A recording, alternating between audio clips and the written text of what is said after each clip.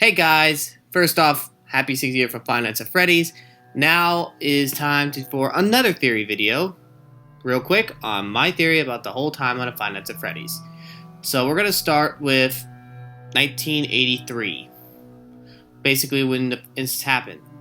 Now, before I go there, in that timeline, I'm going to make a prediction that's not been confirmed 100%, that Five Nights at Freddy's started back in 1978. Why?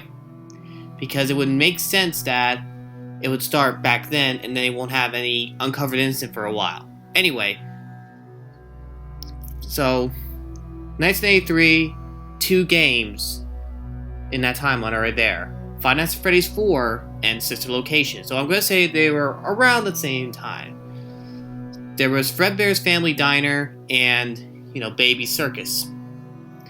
Around that time, what went first was the incident where Fredbear bit down on the kid in Fnaf 4 and basically did damage to him and eventually died from his wounds. And the brother, Michael, was devastated. Now, Sister Location was in 83 when the incident happened, just to clarify. However, the whole going into Baby Circus didn't happen, I believe, until 1985. Because it would not make sense that William Afton would immediately send his son immediately after the incident. So, how do I know that Sister Location happened first and not Fnaf 4? And how do I know that Michael didn't go after her right then after? Well, first off, why would you tease your own brother about the animatronics when you yourself was scooped? So Michael was not scooped at this time. Instead, he was basically unaware of the full damages of the animatronics. I mean, why would he put his brother in Fredbear if he knew what could happen? He didn't. And you want to know why the little boy was afraid of the animatronics? I have a good theory about that. He was there at Baby Circus when his sister got taken by Baby and eventually died from being trapped inside. And he'd been scarred for life. And that's why he was afraid of the animatronics. The second clue to support this theory was the bedroom in Fnaf 4, which showed the Mangle plushie but empty girl's bedroom. So that is my theory for 1983 and 85 to connect with the timeline.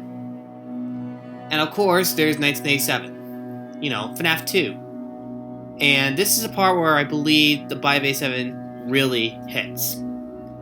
You see, there are 2 answers that could be explained.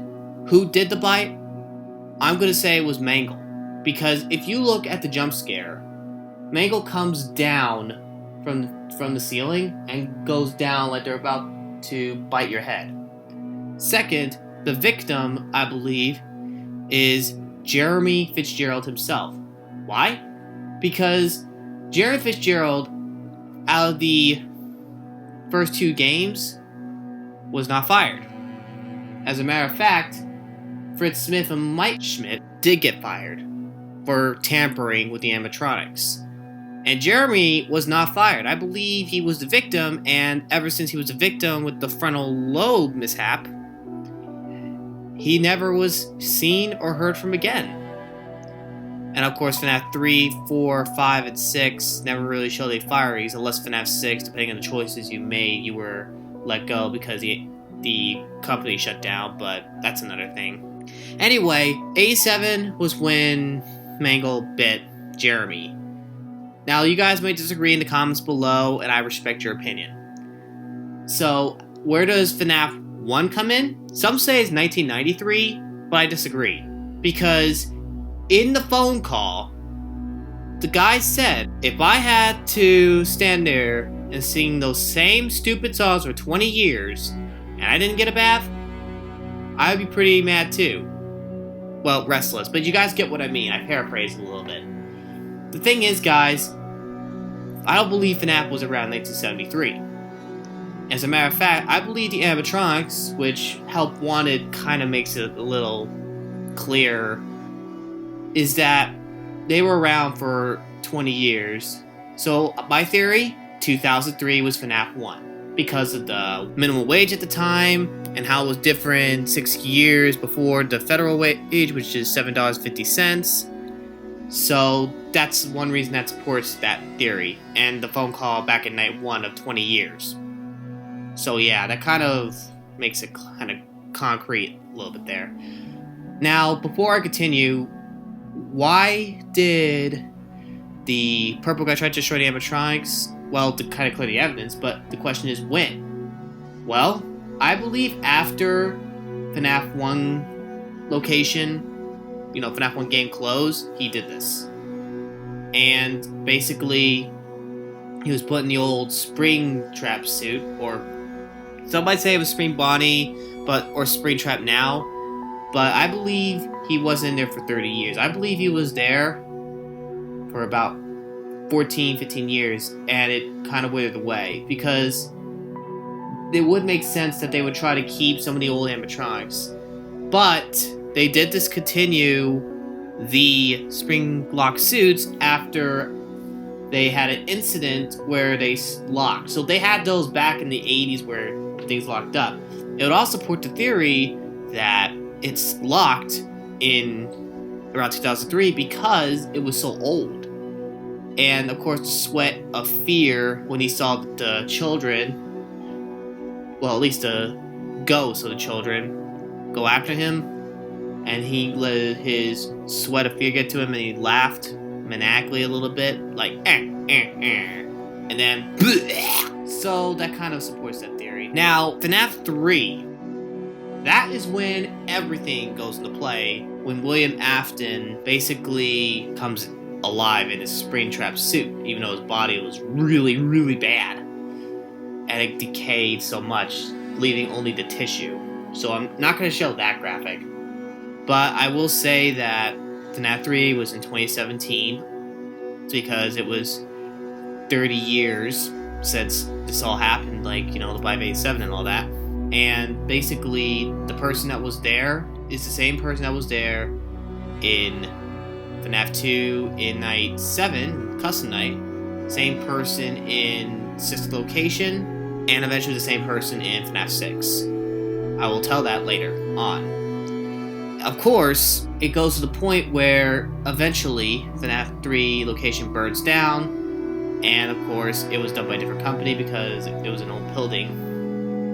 So after that, that's when the company decided to basically go and make another location. But that one was done by the former co-owner, Henry. He set it up as a trap to eliminate Fazbear Entertainment once and for all. This is based off the true ending of Freddy's Pizza Simulator, also known as FNAF 6. This happened after 2017, which, if I had my way, I'd say it happened in about 2018, 2019, because they need time to build the company back and all that. You can't just randomly do it in the same year, because around this time, this was around October of 2017, because this is a horror attraction. And FNAF 2 was November, and in fact, they believe most of the animatronic locations were done fall. But anyway, now we go to FNAF 6, where based on the choice you make for the true ending, it was all a trap, and you could be a business person and work it out, but eventually Henry would burn the place down and destroy everything that was there. Now, remember I told you about the one person in FNAF 2, FNAF 1, and FNAF 3, and even Sis Location? That's right, Michael Afton. The same character that was Fritz Smith, Mike Schmidt, is Michael Afton with a different identity. So this kind of leads to the conclusion that Michael Afton, for about over half the series, was trying to stop his father. He wasn't in FNAF 4 because he was the person that basically tortured his brother, at least not the main protagonist, but he was there in this Night 7 of FNAF 2, FNAF 3, and even, FNAF 5 or Sis Location and FNAF 6. So he was there for a lot of the games. So now let's get to the timeline. 1983 through 85, we had the first incident at Sister Location, then the Fredbear's Family Diner incident, which was all the same year, but it did not come immediately after for its Sister Location. In fact, I'm going to say it waited about 2 years because they still had to work around everything. And also, in 1987, FNAF 2, 2003, FNAF 1, and of course, FNAF 3 2017, and FNAF 6 2018-2019. But before I make a final conclusion, I just want to make one major disclaimer. I do believe in FNAF 2 in 1993 was Night 7. So I'm saying FNAF 2 briefly was not done in the same year, but that's pretty much it about what I had to say. So anyway, guys, I hope you enjoyed this theory video I finally did, and also happy 6th anniversary for FNAF, and I hope you guys enjoyed it. I'm signing out. God bless. You rock. Don't forget it.